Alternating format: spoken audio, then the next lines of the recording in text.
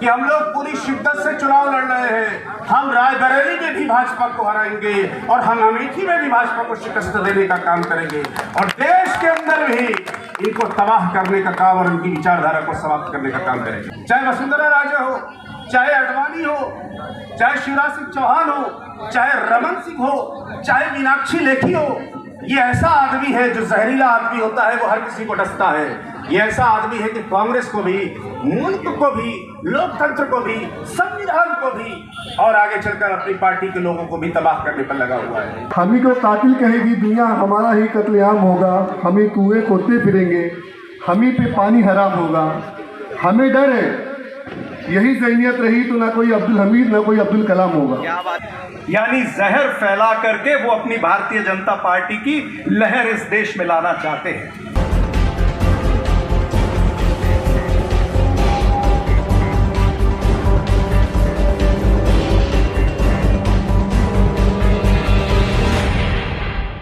जिनको हम छोड़ चले वो जहां कैसे है, शाफिक गुल कैसी है, खुशबू के बका कैसे है, ये समा तू तो उधर ही से गुजरती होगी, उस गली में मेरे कदमों के निशान कैसे। जैसा कि हमारे तमाम साथियों ने कहा और सब लोगों के जज्बात के साथ, सबके एहसासात के साथ, सबके नजरिए फिक्र के साथ मैं अपने आप को कनेक्ट करते हुए इस बात को आगे बढ़ाता हूँ। और बात यह है कि बार बार एक बात होती है और वो ये हो रहा है कि इस बार जो लोकसभा का चुनाव है, जो पार्लियामेंट के इंतखाबात है, वो हिंदुस्तान की सियासत में बिल्कुल मुख्तलिफ है। हमेशा इलेक्शन होते रहे, लेकिन ये इलेक्शन बहुत मुख्तलिफ है। वो इसलिए मुख्तलिफ है कि 1984 में स्वर्गीय राजीव गांधी जी को स्पष्ट जनादेश मिला था। उसके बाद 1989 में चुनाव हुआ, वीपी सिंह जी प्रधानमंत्री बने। 1991 में चुनाव हुआ, नरसिम्हा राव जी प्रधानमंत्री बने। 1996 में चुनाव हुआ तो पहले देवगौड़ा साहब बने और उसके बाद आई के गुजराल बने। उसके बाद 1999 में चुनाव हुआ तो अटल बिहारी वाजपेयी बने। 2004 में डॉक्टर मनमोहन सिंह जी बने। 2002 में फिर डॉक्टर मनमोहन सिंह जी बने। लगातार इंतखाबात होते रहे, लेकिन 1989 से 2009 तक किसी पार्टी को स्पष्ट बहुमत नहीं मिला। 2014 के बाद इस देश में 2014 में मोदी के नेतृत्व में एक स्पष्ट जनादेश है। देश की जनता ने बहुत उम्मीद के साथ, बहुत ख्वाब देखकर मोदी को चुनाव जितवाने का काम किया था और मोदी साहब ने इस देश की जनता से बहुत बड़े बड़े वायदे किए थे। अच्छे दिन आने वाले हैं, सपरा भाई कह रहे थे। ये कहा था 2 करोड़ लोगों को रोजगार देंगे। ये कहा था अब तक रोजगार मिले होते तो 20 करोड़ लोगों को रोजगार मिला होगा। ये कहा था कि हम आंख से आंख मिलाकर बात करेंगे, आंख झुकाकर नहीं बात करेंगे और आंख उठाकर भी बात नहीं करेंगे। तो पूछा जाना चाहिए कि चाइना से हमारे रिश्ते कैसे। पूछा जाना चाहिए कि वो नोटबंदी जो आपने शाम को 8 बजे खड़े होकर कर दी थी और कहा था कि आतंकवाद समाप्त हो जाएगा, तो 98% पैसा वापस आ गया, उसका क्या हुआ। पूछा जाना चाहिए कि जिस जीएसटी की चर्चा करते थे और राहुल जी हमेशा कहते थे गब्बर सिंह टैक्स है देश को बर्बाद करने का, वो सच साबित हुआ। पूछा जाना चाहिए भारतीय जनता पार्टी के और उनके नेताओं से कि आपने कहा था कोरोना आएगा और कोरोना जब आया तो कोरोना के बारे में सबसे पहले किसी ने कहा तो हमारे नेता राहुल गांधी ने कहा कि ये सुनामी है, देश को बर्बाद कर देगा। याद करिए, तो राहुल गांधी का मजाक बनाने की कोशिश की गई थी, लेकिन उस कोरोना ने देश को तबाह कर दिया। और मोदी ने कहा, जब ये कह रहे थे ट्रंप को बुलाकर गुजरात में प्रचार कर रहे थे, तो मोदी साहब कह रहे थे कि जाइए छत पर, टॉर्च जलाइए, रोशनी दीजिए, दिया जलाइए, ढोलक बजाइए और तमाम तमाशा करने का काम मोदी ने किया और देश को कोरोना से तबाही हुई। बाद में जो वैक्सीन लगाई गई, उस वैक्सीन से सबसे ज्यादा चंदा मोदी ने लिया। और यूरोप की कोर्ट में कोविड वैक्सीन बनाने वाले ने कहा है कि जब किसी के शरीर में ये लगता है तो खून के थक्के जमते हैं, जिससे ब्रेन स्ट्रोक भी हो सकता है और हार्ट अटैक भी आ सकता है। और मोदी ने उसी पर सर्टिफिकेट अपना लगा दिया। लोकतंत्र को तबाह करने का काम, जिस तंत्र से आप चुनाव जीत कर आए, जिस जमहूरियत से आप चुनाव जीत कर आए, उस पर मोदी ने हमला करने की कोशिश की। और याद करिए, केजरीवाल साहब, हमारी बहन बैठी है, केजरीवाल साहब को जेल में बिला वजह डाला गया, हेमंत सोरेन को बिला वजह जेल में डाला गया, चिदंबरम को जेल में डालकर बंद कर दिया, लालू यादव की किडनी खराब हो गई, इतने दिन जेल में रहे, उनकी बेटी ने किडनी देने का काम किया। पूछा जाना चाहिए कि महाराष्ट्र में जिस तरह से लोकतंत्र का मखौल उड़ा, देश ने और दुनिया ने देखा। आपने ईडी और सीबीआई दिखाकर उद्धव ठाकरे की पार्टी को तोड़ने की कोशिश की, आपने एनसीपी को तोड़ने की कोशिश की, आपने कांग्रेस के नेताओं को तोड़ने की कोशिश की। जो भी आवाज खड़ी होगी मोदी के खिलाफ और शाह के खिलाफ, जो आवाज खड़ी होगी तानाशाह के खिलाफ, जो आवाज खड़ी होगी विश्व गुरु के खिलाफ, उसके खिलाफ ईडी भेज देंगे और सीबीआई भेज देंगे आवाज को दबाने की कोशिश। मगर हमें गर्व है इस पूरे देश के अंदर अगर कोई आवाज मोदी के इस तानाशाही रवैये के खिलाफ जिम्मेदारी से खड़ी रही है तो वो एक आवाज है जो सबसे बुलंद रही है, उसका नाम राहुल गांधी है, दूसरी कोई आवाज नहीं है। कोई चला आजादी के बाद कन्याकुमारी से लेकर कश्मीर तक पैदल, कहना बहुत आसान है। मैं भी एक पहले राहुल गांधी के साथ चला, सुबह 4:30 बजे उठना पड़ता था, नहा धो के तैयार होके पहुंच जाइए। 25 किलोमीटर रोज चल रहा है, 25 किलोमीटर रोज चल रहा है और एक ही पैगाम, एक ही संदेश जो अनीस भाई ने कहा।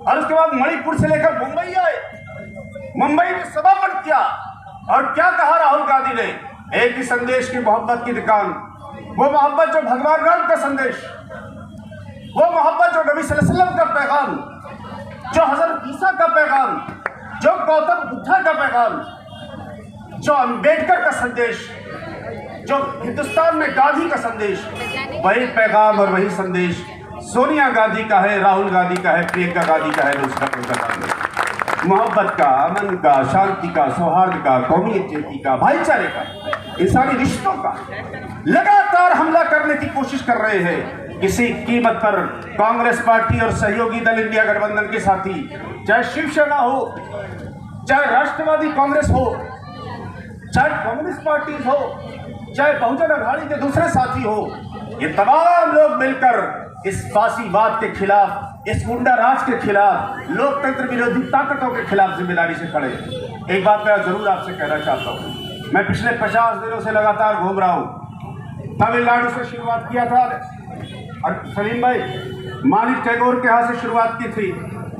कोचीन में हमारा दोस्त है, हाई इंडियन एनएसयूआई का प्रेसिडेंट रहा है। कोचीन से लेकर अलेपी से होते हुए गुजरात, गुजरात से आसाम, आसाम से दिल्ली, कन्हैया के चुनाव, दिल्ली के बाद यूपी, यहाँ से कृपा शंकर सिंह पहुँच गए हमारे जिले में भाजपा का लेकर, उनका भी इलाज होगा वहाँ पे। और आज महाराष्ट्र में एक बात बहुत जिम्मेदारी से कहना चाहता हूँ आपसे। सापरा भाई ने कहा 370 और 400 की मोदी बात करते थे। अरे 400 तो छोड़िए, मोदी की 200 सीट नहीं आ रही, मोदी जा रहा है, इंडिया गठबंधन आ रहा है, इसमें कोई दो राय नहीं होनी चाहिए। कोई और जो राज्य है, और ये बात कोई जज्बाती तकरीर में मैं नहीं कह रहा, बिहार में बीजेपी पूरी तरह हार रही है, उत्तर प्रदेश में गठबंधन बहुत अच्छा करने जा रहा है। आपकी स्टेट महाराष्ट्र बेहतरीन स्टेट है, 48 सीटें हैं, यूपी के बाद सबसे बड़ी स्टेट है, कम से कम 30 से 35 सीटें हम जीतेंगे। सलीम भाई कर्नाटका से आते हैं, कर्नाटका में हम बीजेपी का सफाया करने वाले हैं। बीजेपी की 300 सीटों में कम से कम 100 सीट हार रहे हैं। मोदी किसी कीमत पर इस देश में चुनाव जीतने वाला, पुलिस के सहारे, इनकम टैक्स के सहारे, ईडी के सहारे, सीबीआई के सहारे होने वाला नहीं। महसूस ये होता है तामे साहब कि दौरे तबाही है, महसूस ये होता है कि दौरे तबाही है। शीशे की अदालत में पत्थर की गवाही है। दुनिया में कहीं ऐसी तमसील नहीं मिलती। कातिल ही मुहाफिज है, कातिल ही सिपाही। और ठीक कहा, केवल दो ही बात करता हूं, लोकतंत्र पर और संविधान पर। संविधान के पन्नों पर लगातार हमला करने की कोशिश भारतीय जनता पार्टी और संघ के लोग करते रहे। और कैसे इस देश में डिवाइड हो जाए, कैसे ये मुल्क बट जाए, कैसे मुल्क बढ़ जाए। और संविधान के पन्नों पर हमला, वो संविधान आज ही मैं पढ़ रहा था, तो संविधान का जो प्रस्तावना है वो अम्बेडकर साहब ने पूरा संविधान लिखा है, लेकिन उसकी प्रस्तावना जो उसका शुरुआत में इंट्रोडक्शन है वो पंडित नेहरू के हाथ में लिखा हुआ है। वो संविधान जो कहता है कि हिंदू मुसलमान बराबर है, वो संविधान कहता है कि अगड़ा और पिछड़ा बराबर है, वो संविधान कहता है कि दलित और ब्राह्मण बराबर है, वो संविधान कहता है कि गरीब और अमीर बराबर है। वो संविधान कहता है कि मजलूम और जालिम सब बराबर है, सबको वोट देने का अधिकार है, सबको बराबर का हक मिलेगा। उस संविधान के पन्नों पर लगातार हमला करने की कोशिश भारतीय जनता पार्टी और संघ कर रहे हैं। मैं पिछले 10 दिनों से रायबरेली में श्रीमती प्रियंका गांधी जी के साथ काम कर रहा हूं। एक बात जिम्मेदारी से कहता हूं कि हम लोग पूरी शिद्दत से चुनाव लड़ रहे हैं। हम रायबरेली में भी भाजपा को हराएंगे और हम अमेठी में भी भाजपा को शिकस्त देने का काम करेंगे और देश के अंदर भी इनको तबाह करने का काम और उनकी विचारधारा को समाप्त करने का काम करेंगे। एक अंतिम बात कहकर बात को समाप्त करूंगा, जो कि 2-3 वक्ता और है। एक बात और मैं कहना चाहता हूँ। एक कहा हमारे सापरा भाई ने, क्या कहा? सापरा भाई ने कहा कि पोलराइज करने की कोशिश करते हैं। मोदी साहब ने एबीपी चैनल को एक इंटरव्यू दिया 2 दिन पहले और मोदी साहब ने उसमें कहा कि हिंदुस्तान, अगर मैं हिंदू और मुसलमान करूंगा तो मैं प्रधानमंत्री के पद का दावेदार ही नहीं हूं, मैं हट जाऊंगा।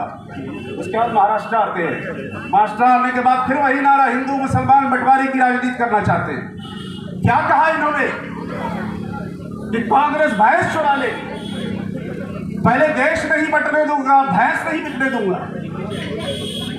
सवाल पूछा जाना चाहिए कि बार बार ये कहते हैं वो लोग जो बच्चे ज्यादा पैदा करते हैं कांग्रेस पार्टी उनको सब कुछ देगी। मैं तो केवल इतना कहना चाहता हूं कि मोदी साहब, आपकी जो सरकार है और आप जो वायदा करते हैं, तो सबसे पहले ये बता दीजिए कि आप कितने भाई बहन हैं? मोदी साहब के 6 भाई बहन हैं। योगी आदित्यनाथ की बड़ी चर्चा होती है, उनके भी 7 बहन भाई हैं। अमित शाह जी की बड़ी चर्चा होती है, उनकी 6 बहनें हैं और 1 भाई है। अशोक सिंघल एक विश्व हिंदू परिषद के नेता थे, उनके 7 भाई बहन हैं। मोहन भागवत जो राष्ट्रीय स्वयंसेवक संघ के गुरु हैं, उनके 4 भाई बहन हैं।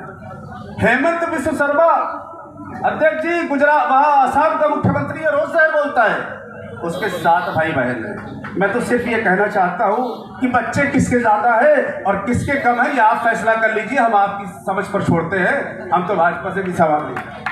तो मोदी साहब शायद भाषण दे रहे थे तो उनको अपना घर याद आ गया होगा, और घर याद आ गया होगा तो उस दुश्मनी में, जो इनकी दुश्मनी अंदर अंदर योगी आदित्यनाथ के खिलाफ है, जो ये निपटाना चाहते हैं भारतीय जनता पार्टी के नेताओं को, चाहे वसुंधरा राजे हो, चाहे अडवाणी हो, चाहे शिवराज सिंह चौहान हो, चाहे रमन सिंह हो, चाहे मीनाक्षी लेखी हो, ये ऐसा आदमी है जो जहरीला आदमी होता है, वो हर किसी को डसता है। ये ऐसा आदमी है कि कांग्रेस को भी, मुल्क को भी, लोकतंत्र को भी, संविधान को भी और आगे चलकर अपनी पार्टी के लोगों को भी तबाह करने पर लगा हुआ है। मैं सिर्फ एक बात कहना चाहता हूं दोस्तों, हमारा भाई जो एनएसयूआई का जो अध्यक्ष रहा यहाँ का, संजय वाटी, कांग्रेस की जो स्टूडेंट भी गए और आज इंडिया गठबंधन का प्रत्याशी है, सापरा भाई ने ठीक कहा कि 2009 के लोकसभा के चुनाव में सब जगह से जब हार गए और जब इस लोग असेंबली कॉन्स्टिट्यूएंसी में आए तो यहाँ की आवाम ने, यहाँ के लोगों ने अपने दिल से, अपने कलेजे से लगाया और उनको लोकसभा में भेजने का काम किया। मैं आपको मुबारकबाद पेश कर रहा हूं। और इस बार भी लोकसभा के चुनाव में इसी इलाके के लोग अगर फैसला कर लेंगे कि उनको 2 लाख से ऊपर वोटों से जिताकर भेजना है, तो किसी बाई के लाल में हिम्मत नहीं है कि उनको चुनाव हरवा पाएगा। और निश्चित रूप से चुनाव समाजवादी पार्टी, कम्युनिस्ट पार्टी और हमारे गठबंधन के लोग कांग्रेस पार्टी मिलकर चुनाव जितवाने का काम करेंगे।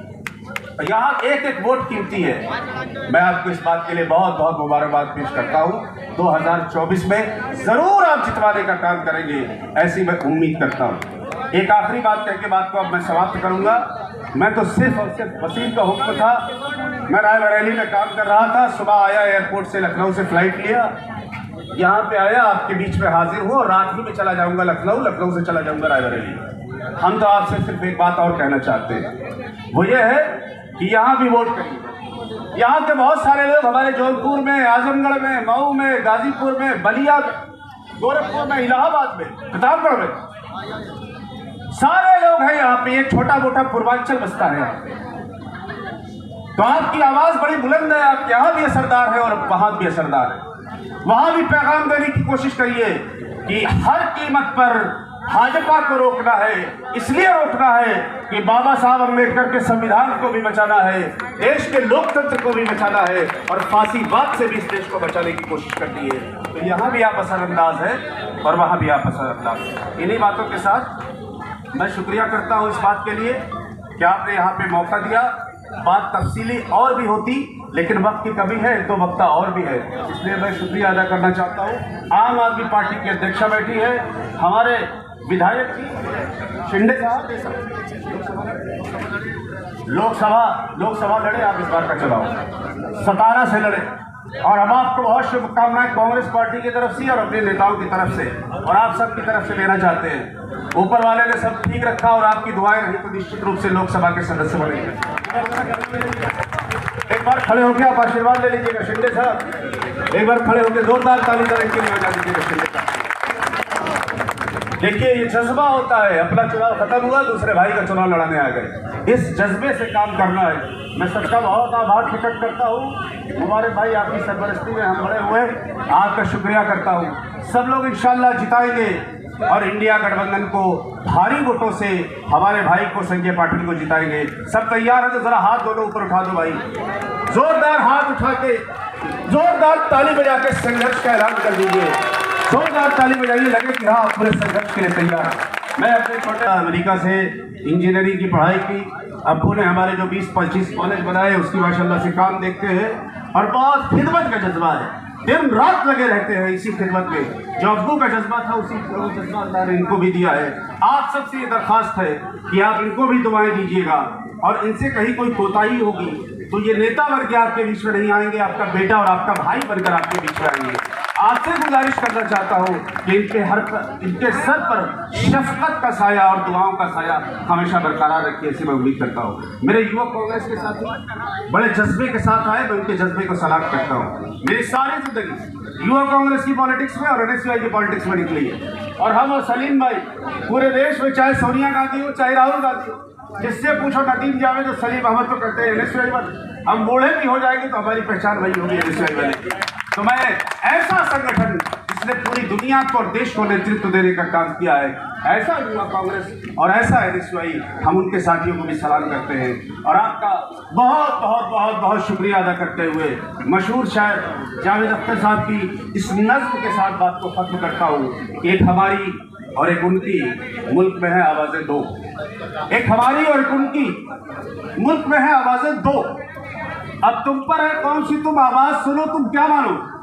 हम कहते हैं इंसानों में इंसानों से प्यार रहे, वो कहते हैं हाथों में त्रिशूल रहे तलवार रहे। हम कहते हैं राम राज्य में जैसा हुआ था वैसा हो, वो कहते हैं कि हंगामा होता है तो होने दो। एक हमारी और एक उनकी, मुल्क में है आवाज़ें दो। अब तुम पर है कौन सी तुम आवाज़ सुनो, तुम क्या बनो। जय हिंद, जय कांग्रेस। मैंने एक सभा में कहा, इस मुल्क में अगर झूठ को ऑस्कर अवार्ड देना है तो नरेंद्र मोदी जी को दे। इतना झूठ उन्होंने कहा है आज तक। हम ही को कातिल कहेगी दुनिया, हमारा ही कत्लेआम होगा। हम ही कुएं खोदते फिरेंगे, हम ही पे पानी हराम होगा। हमें डर है, यही ज़हनियत रही तो ना कोई अब्दुल हमीद ना कोई अब्दुल कलाम होगा। क्या बात है, क्या बात है। दोस्तों, आज जो हम स्टेज पे सभी लोग आए हैं, बहुत दूर दूर से आए। हमें ये बोलने की जरूरत नहीं कि वोट किसे देना है। एक बच्चे से भी अगर हम पूछेंगे तो भी बोलेगा इंडिया अलायंस को वोट देना है। हमें ये मेहनत उन इलाकों में जाके करनी है जिन इलाकों में बीजेपी के झूठे वादों पे लोगों ने भरोसा किया है। हमें उनके वादों पे भरोसा नहीं है और खास करके हम मुसलमानों को तो बिल्कुल भरोसा नहीं है, क्योंकि बार बार हमें ही सबूत देना पड़ता है और हमें को मारा भी जाता है, हमें से सबूत भी मांगा जाता है। तो मैं इतना चाहूँगा कि आने वाले टाइम पे जिस दिन वोटिंग है, जितनी भी आवाम बैठी है, खास करके मैं अपने वार्ड के लोगों से ये कहूँगा कि हमें कुछ नहीं देखना है, सिर्फ एक ही चीज़ देखना है। हमें इंडिया अलायंस को जीत दिलाना है, अखिलेश यादव को जीत दिलाना है, राहुल गांधी को जीत दिलाना है, उद्धव साहब को जीत दिलाना है।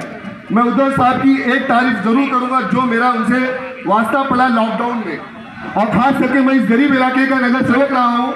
लॉकडाउन में इन्होंने इतनी मदद किया लोगों की, उस चीज़ का मैं याद रखूँगा।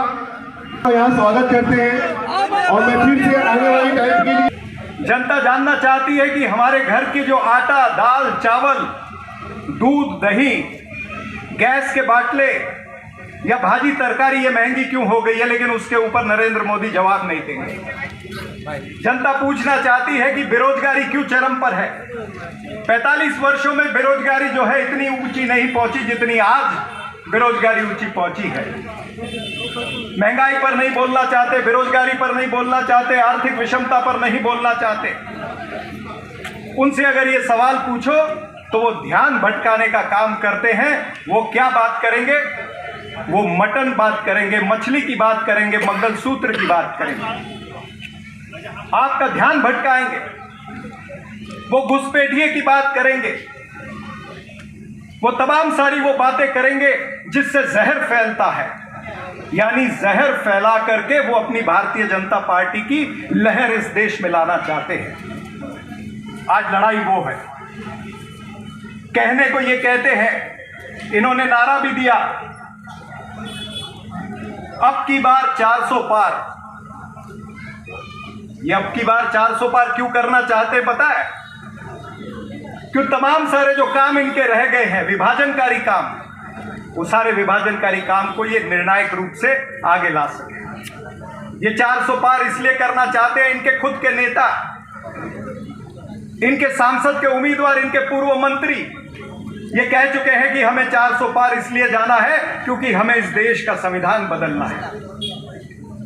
अब जो व्यक्ति इस संविधान को बदलना चाहता है, परम पूज्य डॉक्टर बाबा साहब अंबेडकर जी को हमने अभी अभिवादन किया। यहां पर महाराष्ट्र की भूमि पर छत्रपति शिवाजी महाराज की, शूरवीरों की, संतों की भूमि है, आदरणीय बाला साहब ठाकरे की भूमि है।